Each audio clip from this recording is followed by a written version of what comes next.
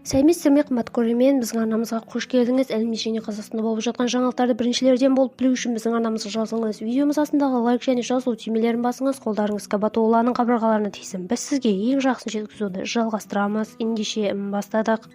Қазақстандықтар үшін жақсы жаңалық, барша хабардар болсын. Қазақстанда көпбалалы отбасыларға берілетін мемлекеттік жәрдемақы көбейді. Қазақстанда 4 және одан көп баласы бар отбасыларға берілетін мемлекеттік жәрдемақы мөлшері артты. Еңбек және халықты әлеуметтік қорғау министрлігі ақпаратына сүйенсек, биыл 1 қаңтардан бастап көпбалалы отбасыларға тағайындалатын мемлекеттік жәрдемақы мөлшері 8,5% артқан. Бұл мемлекеттік жәрдемақыға 4 және одан көп бірге тұратын, кәмелетке толмаған немесе 23 жасқа дейінгі күндізгі бөлімінде оқитын студент балалары бар отбасылардың табысына қарамастан үміткер бола алады.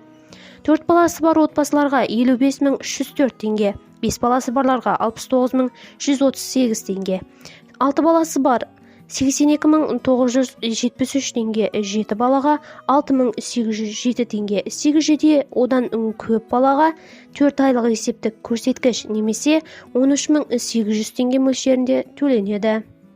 Басқа да жаңалықтарды білу үшін арнамызға жазылыңыз, қымбатты көрермен. Сау саламатта болыңыздар.